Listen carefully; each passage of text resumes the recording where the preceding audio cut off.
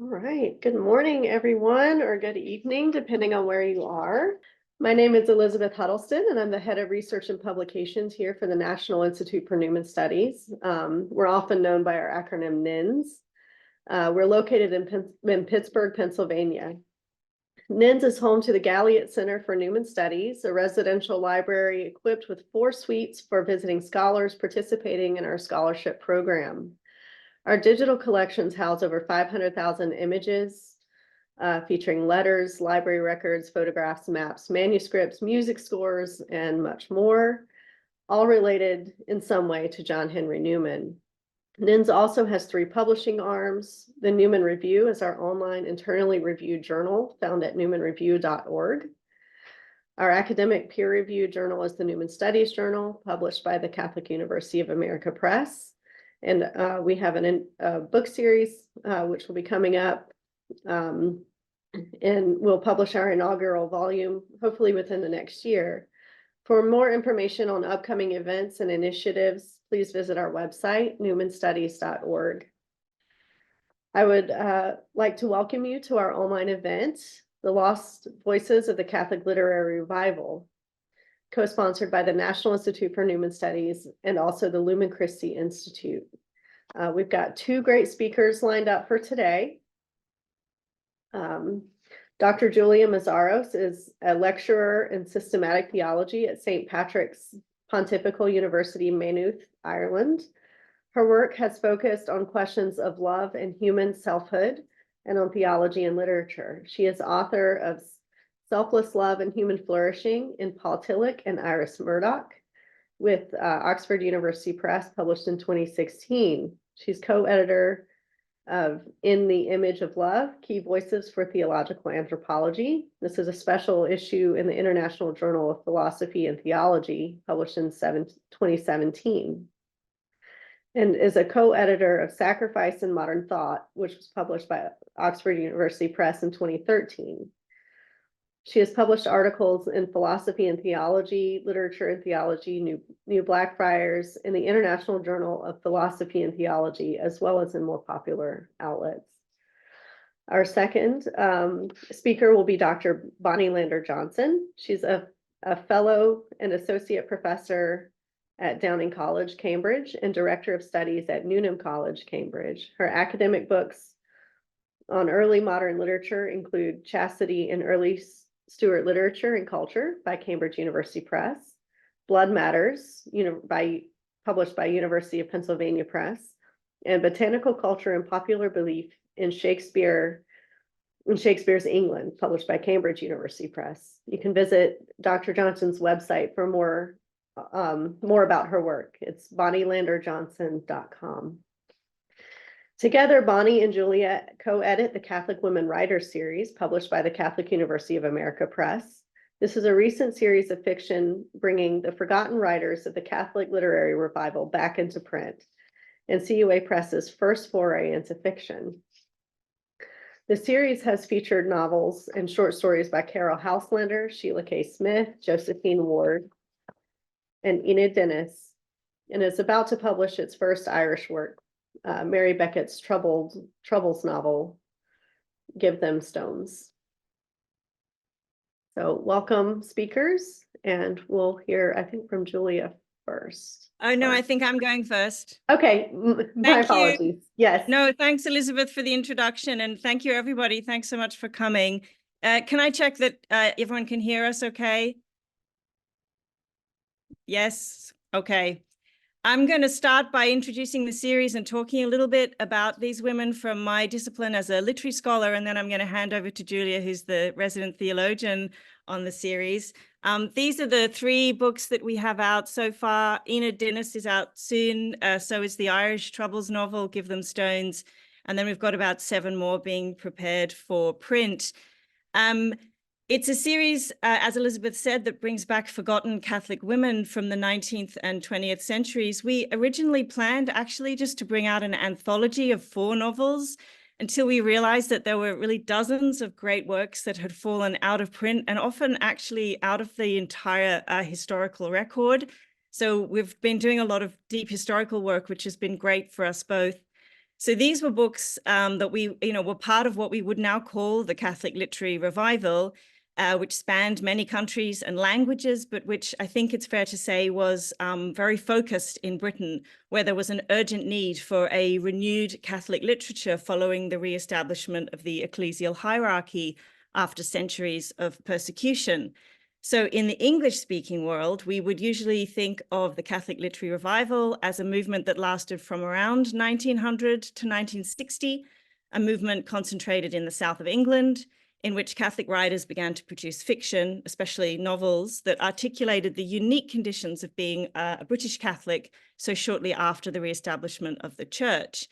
It's a movement, as I'm sure you know, that is mostly associated with the work of G.K. Chesterton, Evelyn Waugh, Waugh and Greene, Newman himself, writers who produced novels that focused primarily on the solitary figure of a priest or layman in spiritual combat with the world around him. But in fact, the revival's most numerous members were women, and many of them have been entirely forgotten. But when we put these women back into the frame, actually, one of the great things that we've found is that the definition of the revival itself needs adjusting. We see that the Catholic novel was actually being produced much earlier and much later than a lot of male novelists. So our earliest novel by Josephine Ward that we're going to talk about today, this is late 1890s. And also Catholic women writers were writing from all parts of Britain and Ireland, not just the south of England. And the picture shifts significantly too in terms of the content. The novels by women are theologically and in a literary sense too really quite different from those of Waugh and Greene.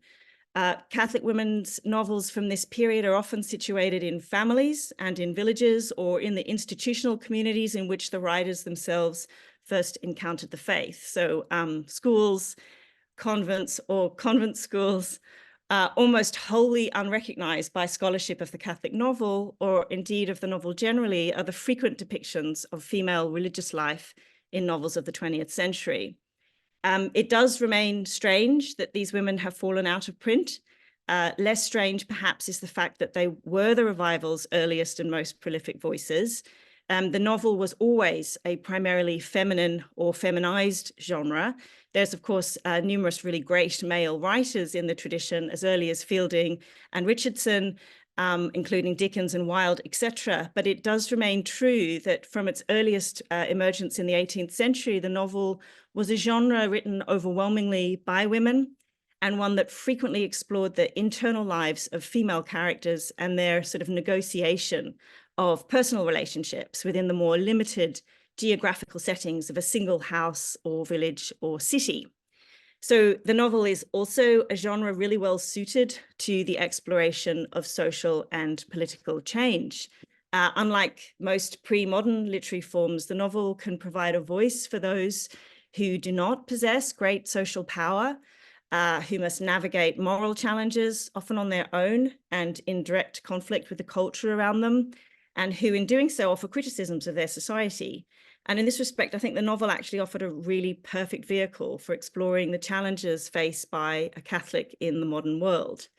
So Josephine Ward, the earliest of our novelists, she lived between 1864 and 1932. So she was primarily a Victorian woman.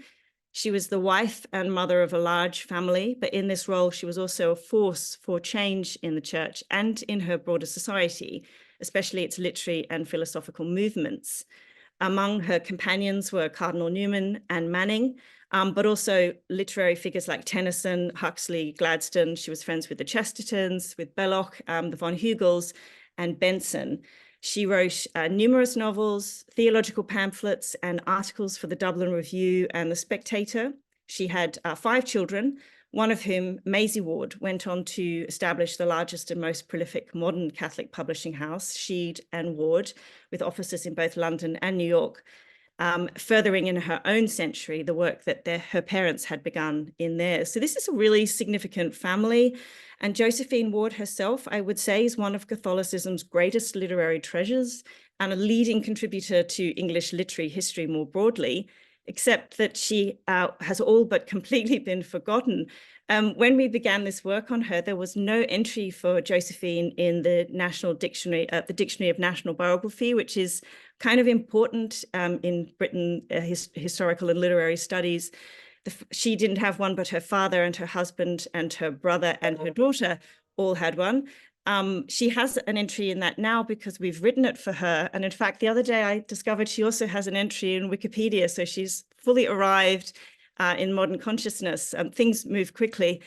She's sort of not ours anymore now. She's out there in the world.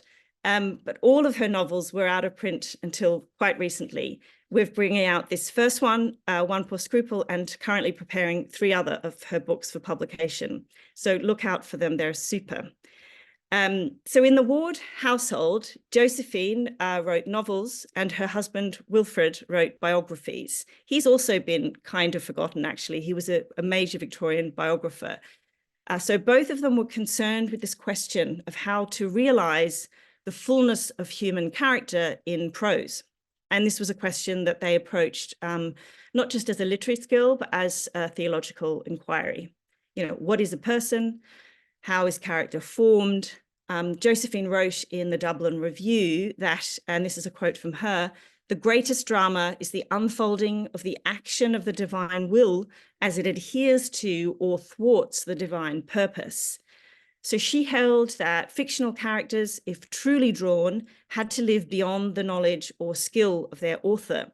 If the author is not surprised by the actions of her own characters, then her control of them is too firm and too narrow, leaving no room for the divine to animate the fictional character through the creative capacities of the author, just as the divine, through its own mysterious capacities, animates the human person. And we really see this concern with psychological complexity in One Poor Scruple. It's a very psychological novel. It examines the social reality of English Catholics in and around London in the 1890s and sort of asks this question, you know, will they be able to use their conscience well when they're set loose in fashionable society? So I'm going to talk a little bit about kind of technical innovation that is used by Catholic novelists. It's the thing that interests me the most. For Josephine, she's arriving in the novel tradition, we might say, after 2 centuries of the English novel, in which, so she's drawing on a really well-known set of conventions, but she's using them in a very modern form. So she uses, one of the narrative threads that she uses is the romance narrative, which was already, you know, very well established as a pattern in which protagonists must struggle to discern the motivations of a lover, to select from among a range of influences, and to find love and happiness amid an array of choices, each presenting certain goods, but potentially also grave threats. So in a Protestant novel, which is the big tradition into which these Catholic writers are stepping, in a Protestant novel, this romantic pattern was usually constructed along moral rather than doctrinal lines. So the distinction between those lovers who were morally superior choices for the protagonist and those who were inferior choices was usually drawn from within the novelist's development of character. If we think of Jane Austen's Mary Ann Dashwood, she has to overcome her more immature attachment to the passionate but fickle Willoughby in order to recognize the goodness of the less immediately attractive Colonel Brandon. Or Jane Eyre has to overcome the easy solution embodied by St. John and return to Rochester. So in Protestant novels, these choices are really about character. For a Catholic novelist like Ward, the romance narrative really offered an opportunity to explore the tension between romantic desires and religious truth or religious commitment. Protestant protagonists had no absolute moral barriers between them and their love object, but a Catholic at this time could not marry a divorcee nor a Protestant. So the heroines of this novel, One Poor Scruple, are confronted with both of these barriers. And the novel takes, you know, in this way, a familiar narrative strategy and renders from it a very new way of exploring the significant degree of personal sacrifice that religious faith may demand of a person. Ward is not alone in her innovation of Protestant literary tradition. Each of the novels in the series use the most up-to-date narrative techniques for specifically Catholic purposes. The novel by Carol Houselander, 1947. This was the only novel that she wrote. It's called The Dry Wood. This novel draws on some of the most avant-garde modernist techniques, actually, techniques that required an experimentation with time, place, and multivocalism. But while other modernist writers were using this literary form to explore the inability for human beings to connect meaningfully in the modern world, Houselander actually uses the same kind of disorientating techniques to show the deep unseen work that binds people through Christ, even if they don't experience it directly. So this novel follows the modernist pattern in which each chapter is divided and given a separate protagonist who sometimes cross paths, but mostly actually don't. And it's a strategy that you see Virginia Woolf using, John Somerville, some of the really sort of high modernist novelists of the early 20th century in Britain were using this technique. But for Houselander, she actually draws all of these characters together at the end, not in a face-to-face way. They don't actually encounter each other, but they all come together in this final mass, which is expertly drawn. It's in this scene, we see this great communal prayer of the church depicted in both its heavenly and earthly dimensions. It's really phenomenal. So the novel's structure reveals that no life is merely parallel, as the modernists would have it, but part of one unified vision held in the eye of the omniscient maker, a vision that we can really glimpse on both planes through the unique descriptive capacity of the novel form. This is our second novel by Sheila K. Smith. She's probably the one least known. I don't know why, she's amazing. This was originally published in 1925. She's forgotten now, but in the 1920s, Sheila K. Smith was a bestseller. She was a high Anglican originally. With her husband, she took over the leadership of the Anglo-Catholic movement in the 1920s after the Chestertons converted to Catholicism. She wrote over 50 novels. She was prodigious, and they're really big too. This will get you through a whole summer holiday. This is a really sizable, wonderful, engrossing saga. But she was producing something like this every year, more than that. And then during her conversion, during the years leading up to her conversion, it was a protracted process, she wrote this novel, The End of the House of Allard. The curious thing about Kay Smith is that she wrote very little fiction after her conversion, although that work is some of her best work. Instead, she established a much needed rural parish on her Sussex farm. So where most of the women that we're bringing into print, most Catholic writers, actually including the men, they were converts, and Catholic writers who are converts often found in Catholicism a new way of seeing human experience, but also a new way of using literary techniques. Instead, Kay Smith kind of just found a new way of living and no longer needed art, which I find really curious and interesting. But I'm so glad that she wrote this novel before she gave it up, because it's excellent. So Kay Smith was really well known for writing rural farming novels in which we meet a cross-section of society, from indentured farmers up to the aristocracy, all of them dealing with the challenges of agricultural life in the face of growing urbanization. And she's writing this long before Evelyn Waugh's Brideshead Revisited explored the post-war erosion of the aristocracy from a Catholic point of view. So already in 1925, Kay Smith is asking, what are the true traditions and hierarchies by which we ought to structure our lives and societies? As a writer of rural novels, her Catholic take on this problem looks closely at the goods of the earth and the goods of human society, and asks, how can these things be enjoyed while also remaining true to doctrinal expectations placed on the faithful? So she takes actually what was most loved about her own best-selling genre and sort of turns it on its head by showing how many fruits can indeed be put aside by those who choose God, and how this sacrifice brings with it different riches entirely unknown by those who refuse to give up their personal ambitions. Like other writers of her generation, Kay Smith is questioning the aristocracy, but she's doing so not in a purely socio-political way. instead in a specifically Catholic way. Her novel is, in this particular novel, it is the call to faith that overrides the demands of class hierarchies and ends up causing the end of this particular family and estate.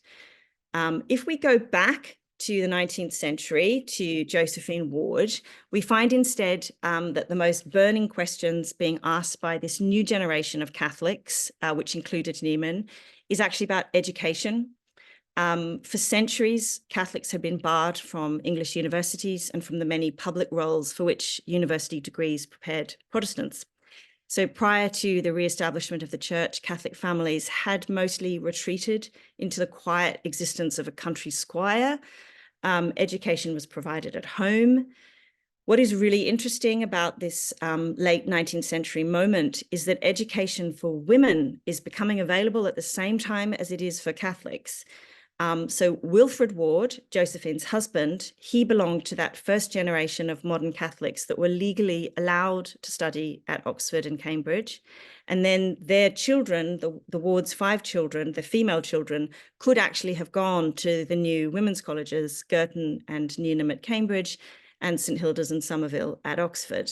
But even after the restrictions on Catholics were relaxed, the ecclesial hierarchy in the Catholic Church itself was divided on whether or not a Protestant university was an appropriate place for a Catholic to be educated. Cardinal Newman believed that Catholics ought to return to public institutions and, of course, planned for an oratory at Oxford, but Cardinal Manning disagreed with him. And Wilfrid's father, so Josephine's father-in-law, had himself been a fellow of Balliol before he converted alongside Newman, and he held very firmly that no good could come of sending a Catholic child to Oxford.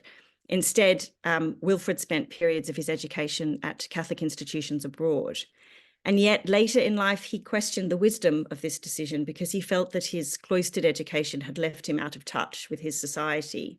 So as parents, Wilfrid and Josephine found themselves navigating these same problems that their own parents had faced, but in a slightly more acute manner.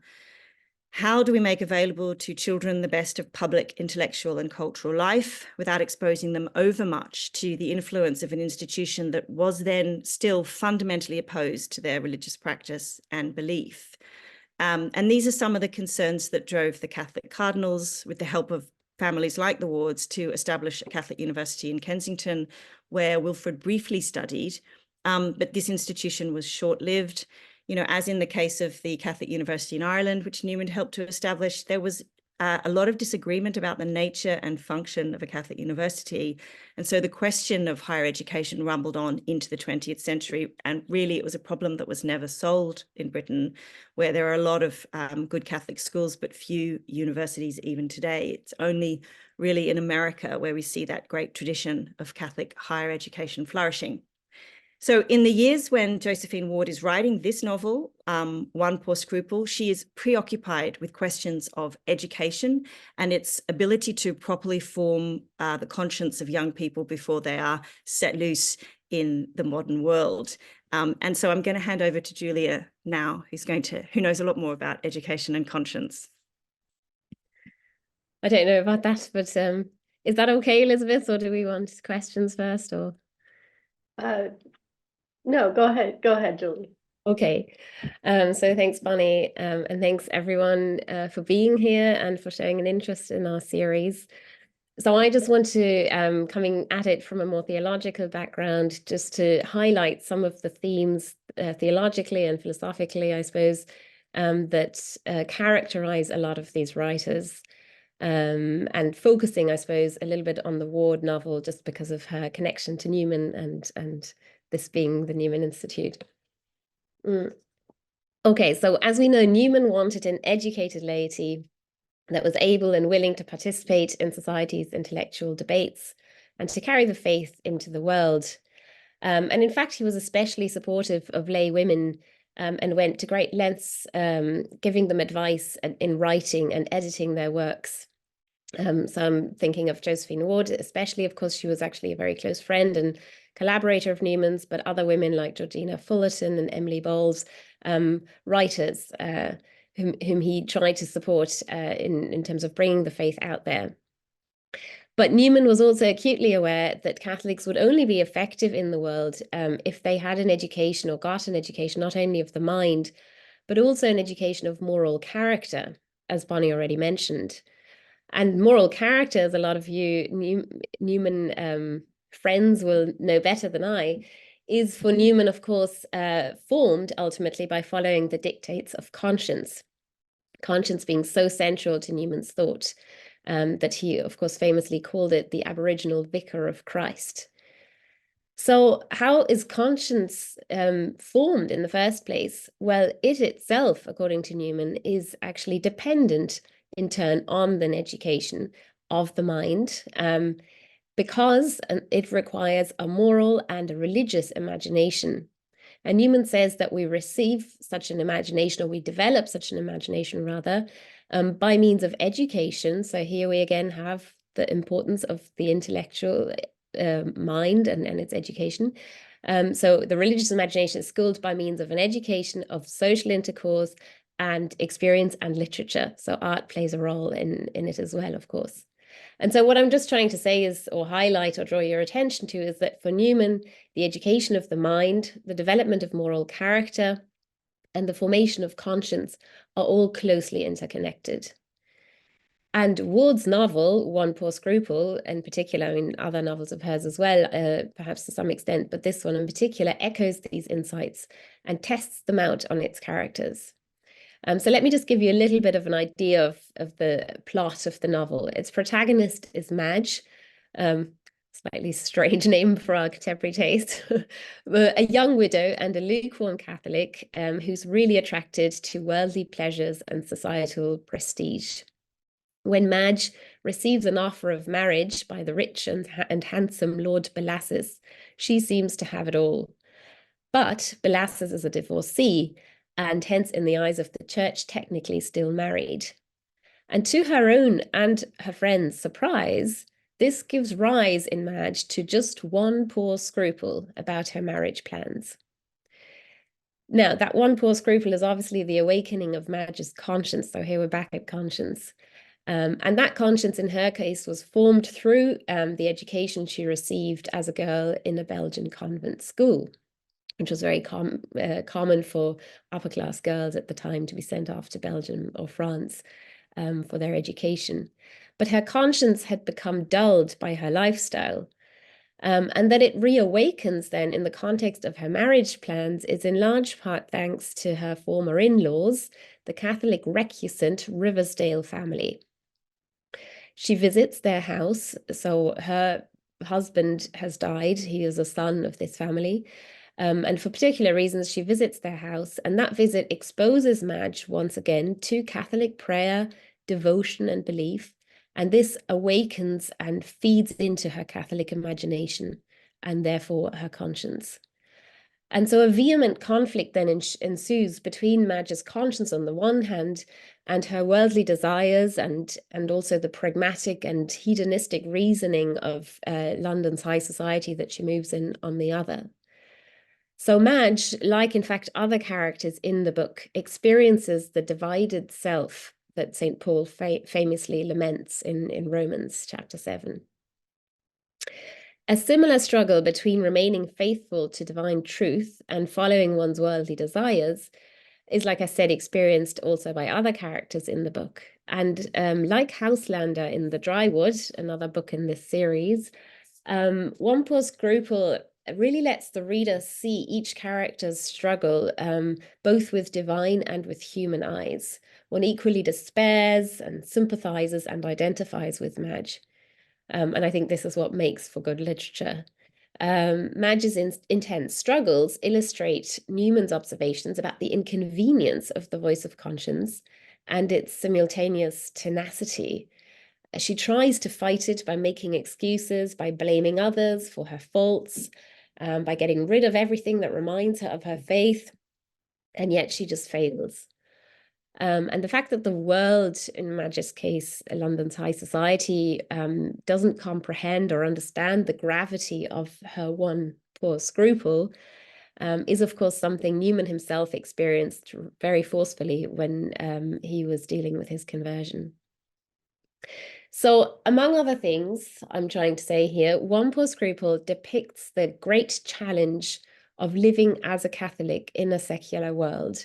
And I always find it really inspiring and also kind of reassuring to read literature from, in this case, over 100 years ago, and find that people are actually facing struggles and challenges very similar to those we're facing today. So it's not such a new thing, actually, and we're not alone in it.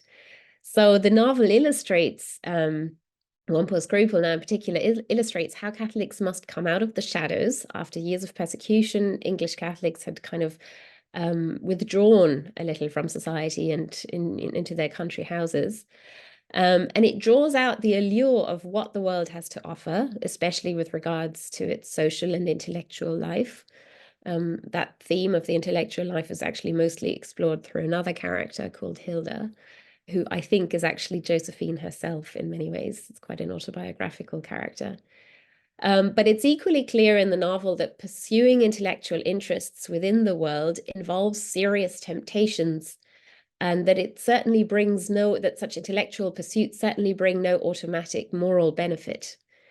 Indeed, like other great writers of the revival, such as Flannery O'Connor, for example, some of Ward's most noble characters, who prove to be essential for the salvation of other characters, are in fact neither particularly educated or intellectually curious.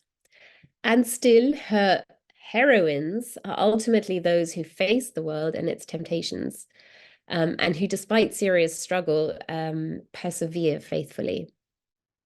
And so again, I think there's an autobiographical note there that most readers of the novel can perhaps identify with as well. Okay, so Ward's interest in how a Catholic ought to view the world and position him or herself in relation to it is, of course, an interest that pervades Catholicism at large. How can we be in the world, but not of the world, as the Jesuits put it?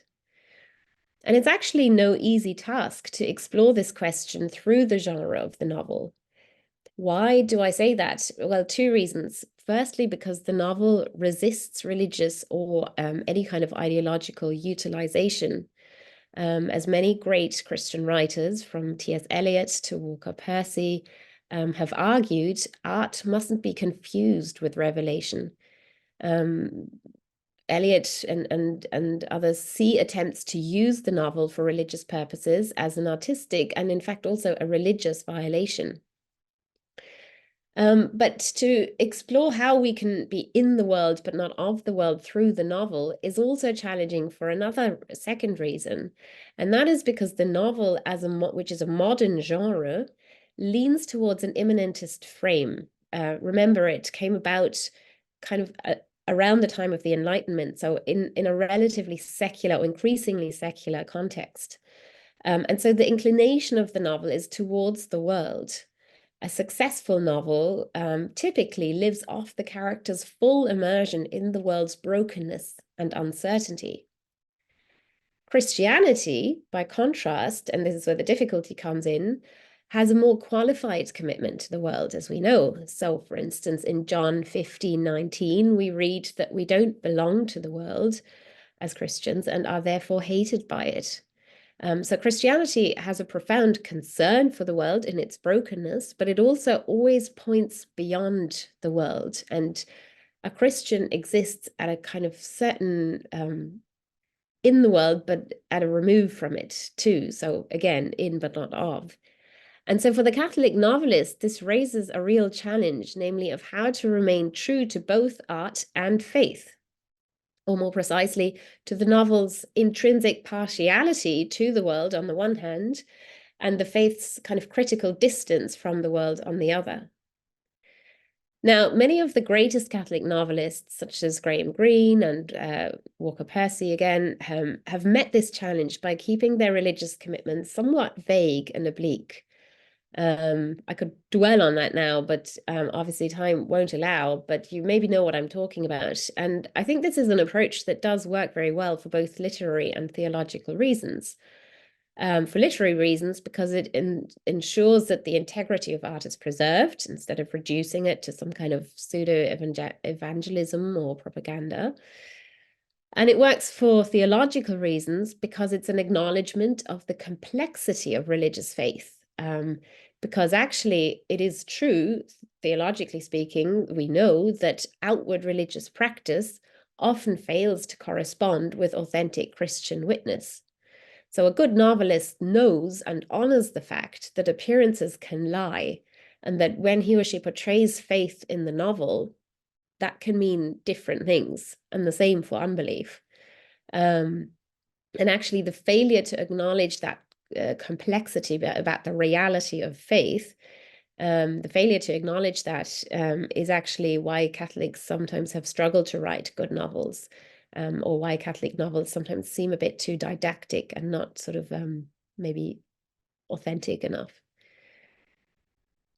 However, be that as it may, this kind of ironic or questioning distancing from the faith that we find in Percy's Moviegoer, for example, or in Greene's Our Man in Havana, I would suggest might not be the only way of meeting this challenge of straddling both art and faith. The women writers in this series that we've got in the series so far and that we're looking at, including in the future, they tend to be a lot more bold in their depiction of religious faith. And they do that perhaps in acknowledgement of the fact that although religious practice mustn't be taken at face value, and although therefore a certain maybe critical distance to the faith in the world is required, it nonetheless shouldn't be dismissed either. Because actually another theological truth states that faith is a virtue, and virtues, of course, grow through practice. Sanctification happens through the doing of a thing. So while they still have plenty of pious but bigoted old ladies and monsignors, the women writers of the revival, I think more than the men, it's fair to say, also attempt to depict as real the power of prayer and self-sacrifice and other forms of religious practice. So they're more bold and more willing at portraying religion, or religious faith rather, as real and authentic. Or another way of putting it is they take the risk of portraying holiness through the novel. And that is quite unusual and quite daring. So One Poor Scruple, The End of the House of Allard that Bonnie's been talking about, The Drywood, and Dinis's short stories that are about to come out, they all contain characters of great devotion whose faith calls them to make great sacrifices that in turn then bear fruit for others. Our most or newest novel that will come out later this year, Mary Beckett's Give Them Stones, is a bit more cautious in this regard, probably because it was written in the 80s, so there's a slightly more there's more caution about faith at that point, but even it too points to the transformative power of faith amidst worldly chaos and violence. It's a Troubles novel. So it's a real feat, I think, that these women pull this off, this portrayal of holiness, that they successfully depict both the world in all its brokenness, so they're honest and realist in that sense, but also the transformative presence of God within this world, and that thereby they remain true to both faith and art. Okay, so one way of describing this is that the women of the revival bring a really sacramental outlook to their writing. And this is, of course, another emphasis Ward and all the other writers share with Newman. And of course, a whole argument could be made about how Newman and Chesterton, in particular, those two, influenced this whole body of writing. Although an emphasis on sacramentality is not just Newman, it's also obviously Catholicism as a whole. They're really aware that there's a world that is unseen behind material phenomena, there is an unseen world. And this, I think it's interesting, why is it the women that have such an emphasis on that? Well, one theory would be that it's in keeping with the typically more material and bodily nature of female existence. So all of these women writers ran households. A good number of them bore and raised children, or indeed experienced the loss of a child or the inability to conceive children. And those who were single often experienced material insecurity, if not poverty, as a result. Again, more than single men, I think. This is the case for Houselander, for example, and for quite different reasons for Kay Smith. There it has to do with her conversion. You can read about that in a long introduction to Allard. And it's true for many other female writers, even ones not contained in our series, or not contained yet, such as Catherine Tynan in the 19th century, or Muriel Spark in the 20th, both of whom were single mothers and sole breadwinners. And Mary Beckett, in that Troubles novel that's coming out later this year, actually depicts this particular vulnerability of women writers, or not writers, sorry, of women in general, in Give Them Stones, where she charts the story of Martha Murtaugh, a Catholic home baker who tries to support her family amidst the mounting political violence of the Troubles. But it's interesting that despite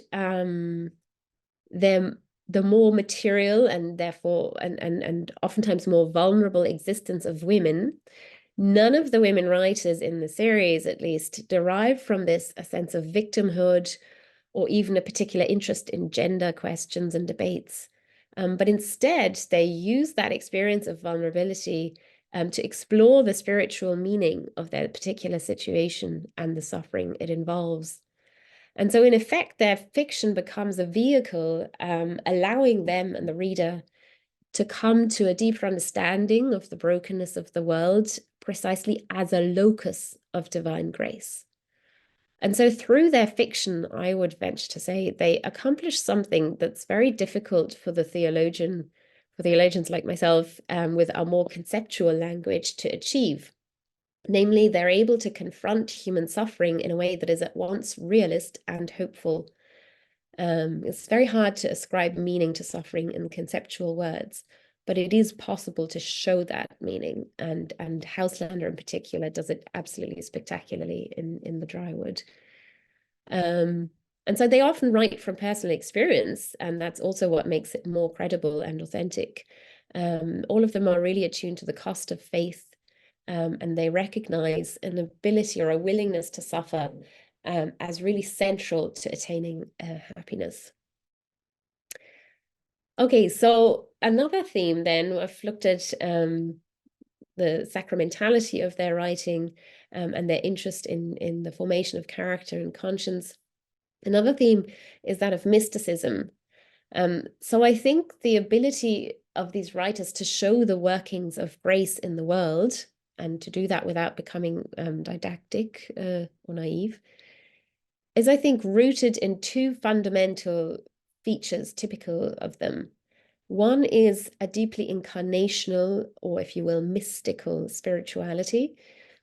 And the other is a strong commitment to Christian doctrine, actually. So that's going to be my last point that I want to highlight.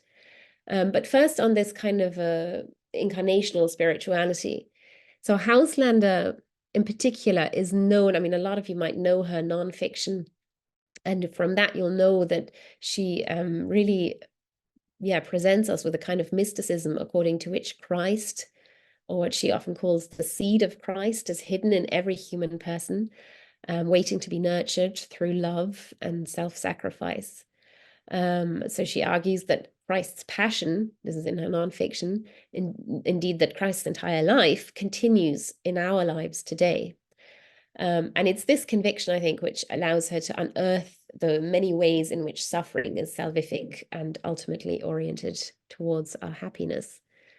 So in The Drywood, for example, Houselander shows God's presence in the labors of the parents of a sick child, in looking after this child, in the difficulty the main priest protagonist, Father O'Grady, has in praying, in someone's struggle with their alcoholism, and in so on. So all these difficult aspects of human life are shown to be deeply meaningful.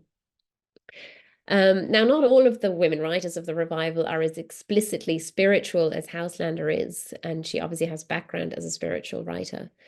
But they do seem to share a really pronounced sense of the hidden presence of Christ in human beings and in their material actions. So in Sheila K. Smith's The End of the House of Allard, different characters such as Stella and Gervase approach God through completing simple menial tasks like preparing medicines and filling them into bottles, or working in a garage as a car mechanic. And in Dinnis's short stories, which are about to come out, the world is enchanted in a manner that's similar to how Chesterton views it. And in fact, I think they possibly knew each other, something to look into research-wise. And is redeemed through the simple heroism of children and fools and others, of simple people. And in Beckett's Give Them Stones, again, the main protagonist finds God and hence redemption through the daily work of baking bread. So that's this again, and it's another form of sacramentality, and this very incarnational mysticism, as I would call it. And then I finally want to stress that that all of this, I think, this sacramentality of these writings and their focus on the materiality of everyday human existence, all of that really rests on a deeply intellectual foundation.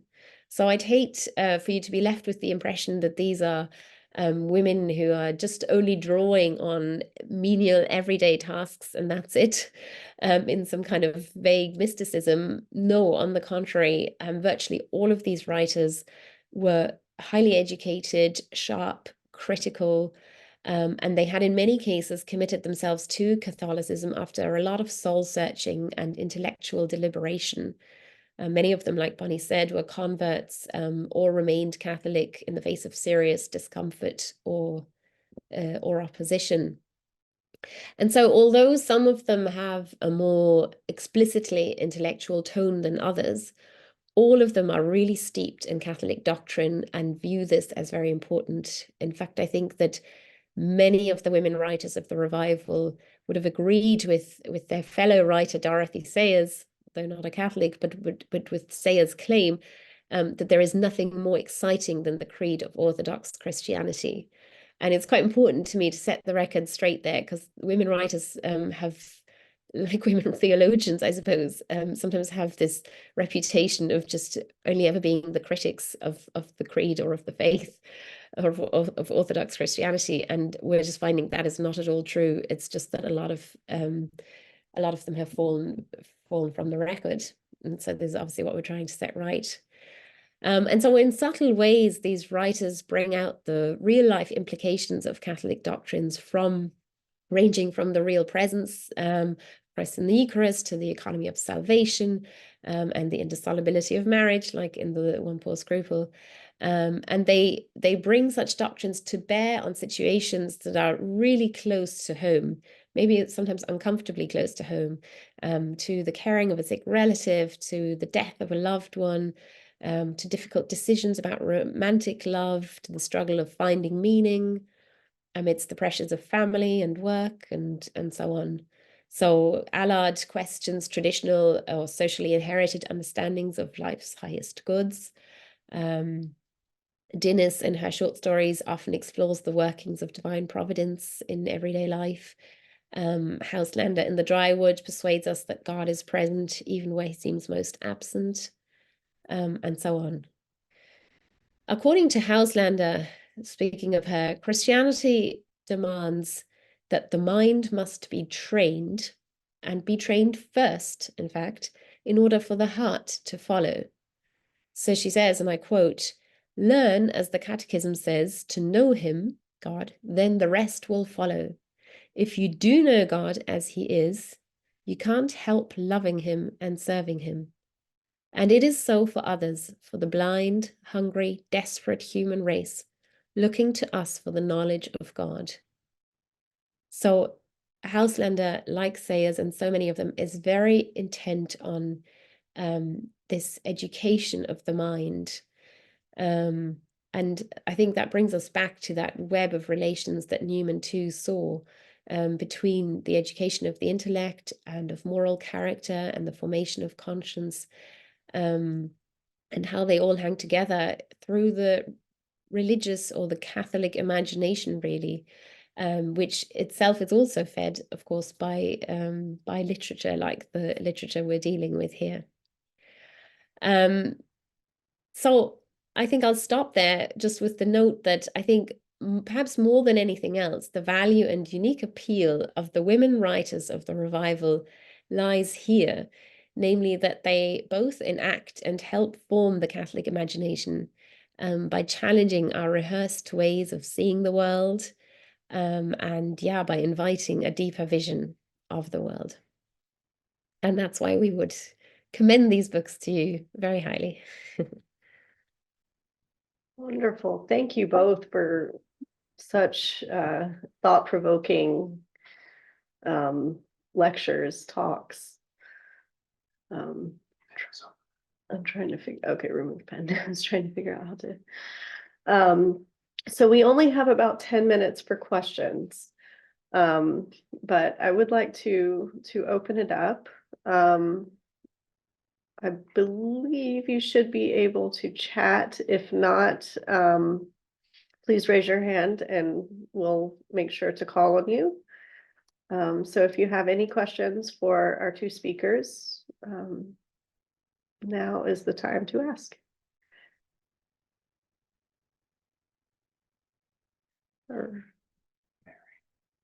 Okay, Mary, please unmute yourself and ask your question.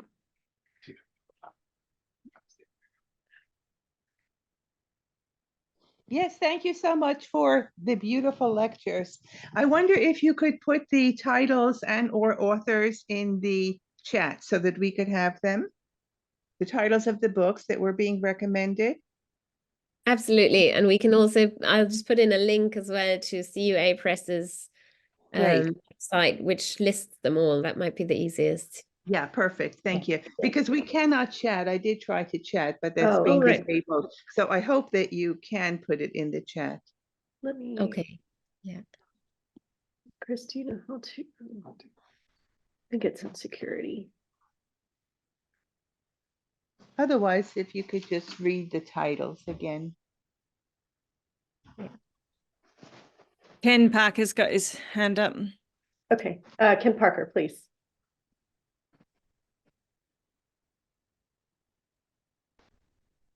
Let me see. Okay, good. I can unmute. Wonderful. Well, it's not so much a question as it is an expression of appreciation for the work done thus far. I remember I'm a member of the advisory board for this series, and have been absolutely delighted by the interactions and the opportunity to see in advance the introductions to the books. I just wanted to comment one small scruple I used for a seminar that I ran for a group of our majors and minors in Catholic studies, and the theme of the seminar was conscience in the development of the life of the church. And the students were really quite taken with the novel. And we had wonderful discussions around it. And it nicely complemented the other more straightforwardly scholarly expositions on the history and the theology of conscience in the Catholic tradition. So I just want to commend you both for the work that you're doing. It's really quite valuable for us. We want to see more discussion of the role of women. I'm glad that you're discovering, not that I'm glad that it's the case, but I'm glad that you're discovering that we need to be rethinking this period of Catholic literature because of the presence of prolific women novelists. So thank you. Thanks, Ken. Thank you very much. Yeah. Glad to hear you've been using it in teaching and that was successful. That's great. We do have one question from Father Juan Velez. Yes. Thank you for your very good presentations. I would like to hear your thoughts, Julia, about Newman's novels or attempted novels, since he probably incurs in the first era that you mentioned. I say this even though I really like Callista. other one. Yeah. Yeah, and Bonnie can probably speak to that too. Look, I think it's a good question, Father Juan. Yes, I think I actually have was just looking at Loss and Gain there again myself, and it is somewhat didactic, as it were, or rather, he's using it to make an argument or a case and to process also perhaps part of his own life experience. So by purely literary standards, it is perhaps a little too kind of utilitarian a use of art. Now that, like you said, you like it, and there might be room for that, even generally speaking. But one could also, and Barney and I were just conversing about that this morning, actually, it being the afternoon here now, one can also, of course, question this idea that Eliot and others put forward that that novels must avoid any such explicit commitment of a religious or other kind. And in fact, yeah, some of the women in our series would probably contend that claim. Bonnie, I don't know if you want to spell that out a little more, or well, two things to observe. One is to say that Benedict XVI, oh yeah, someone's just mentioned Kate O'Brien, amazing novelist, but she's already with Penguin, so we can't get her.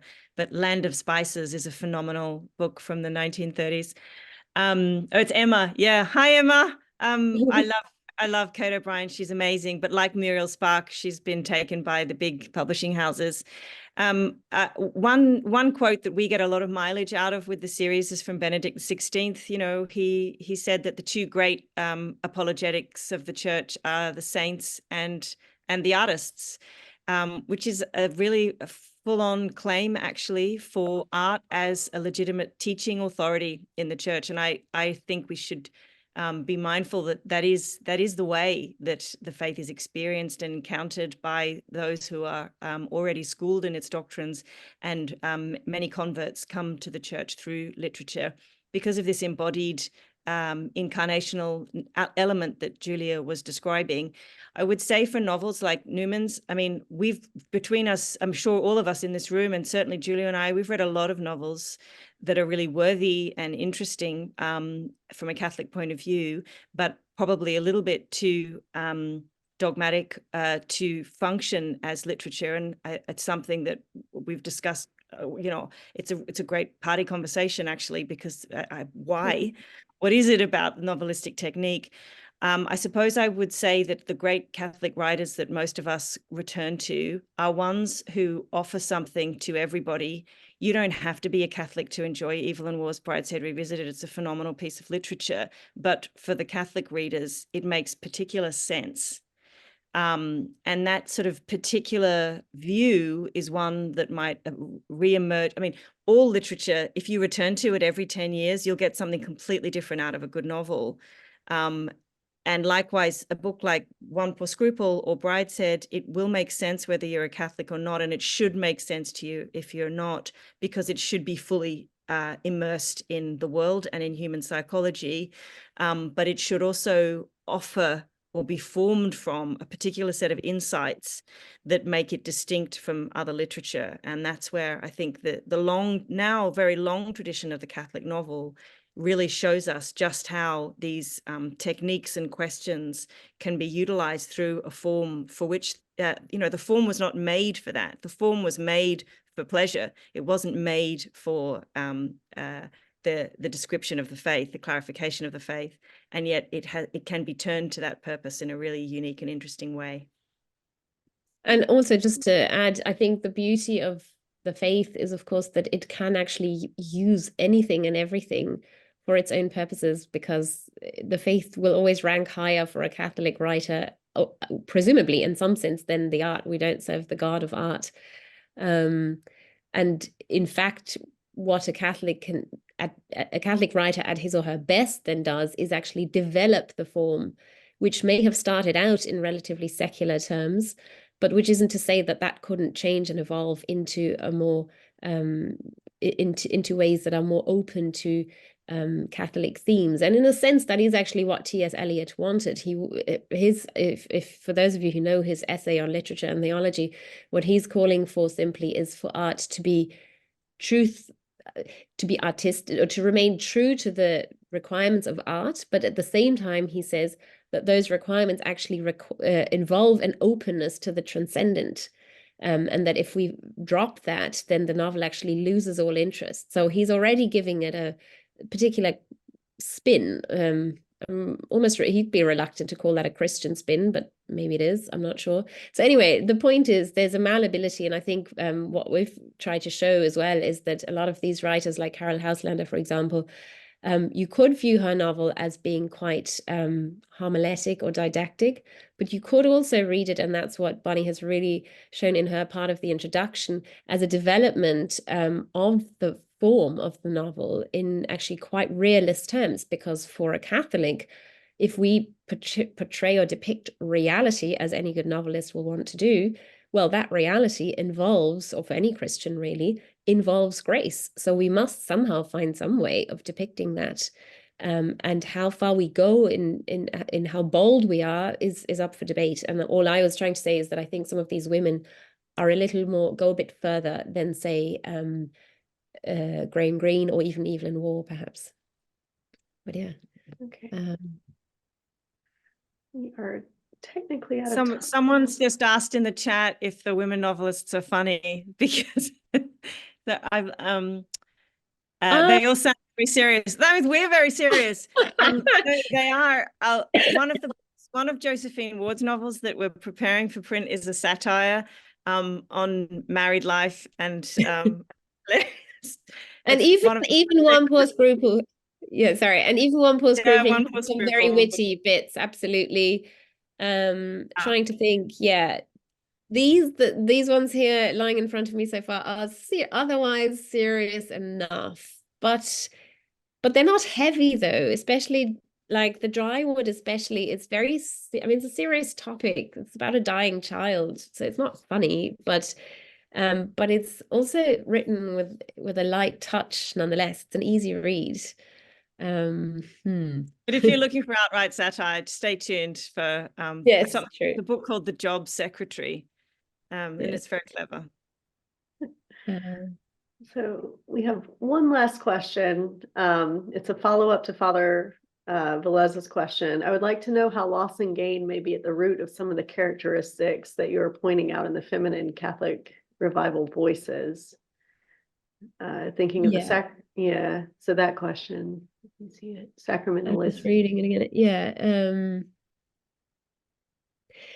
I mean, I don't know specifically about loss and gain as such, but definitely Newman's thought and life, in fact, and persona, the way he spread the faith and encouraged others to join in, like I said, was deeply formative. But then the influences keep going. So I actually would venture to say, but this is a bit of a steep hypothesis perhaps that I haven't really looked into, but that actually Evelyn Waugh's Brideshead Revisited in many ways seems like a spin-off One Poor Scruple.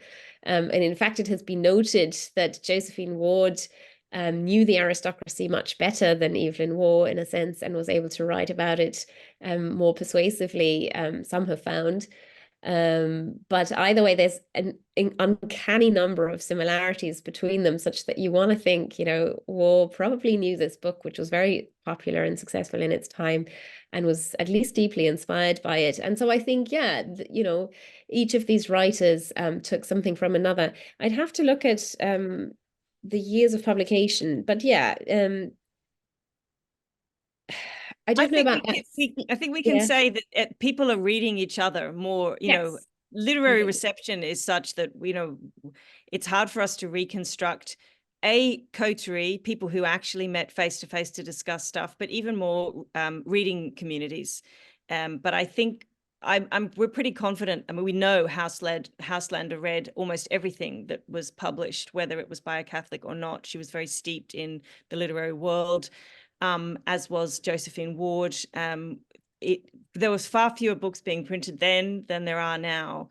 So I think everybody was reading each other and probably writing letters and encountering each other in a way that is lost from the record, because that particular kind of record keeping was not something that was done for or by Catholics in the 20th century. There was still so few of them, which is another reason why I think they tended to know each other or encounter each other, because of the small size of the community. And definitely if you trace literary techniques or tropes, they do tend to be informing each other. So it's not like the women are writing in an entirely different or oppositional tradition. I think that Evelyn Waugh, as Julia said, probably read Josephine Wood and Sheila K. Smith. And so they're dealing, you know, they're asking the same questions in slightly different ways. Also, finally, maybe because that theme of sacramentality and sacrifice is was brought up in that question there. That is certainly a theme, I think, that naturally perhaps all Catholic literature simply has, because, and in particular, maybe with respect to liturgical scenes, I actually think a whole piece of research could be done on liturgical moments in literature and how they turn the plot, or how they function in the narrative, and because that's actually very moving. And almost each of these novels, like also Brideshead and like Loss and Gain, has such moments in it, and that's only natural, again, because, you know, the sacrifice of the Eucharist is, after all, the source and summit of the Christian life, and that's reflected in and reflected really beautifully and powerfully in a lot of these plot narratives. Yeah. So maybe leave it at that. I don't know if that's Wonderful. suffice. Well, I would like to thank you both.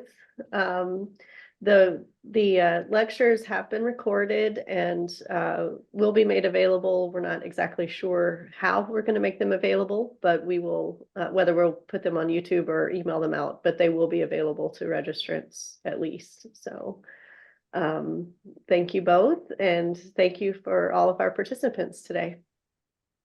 Thanks so much for Thank you having very much. us. Yes, thanks, Elizabeth. Do And email us or get in touch.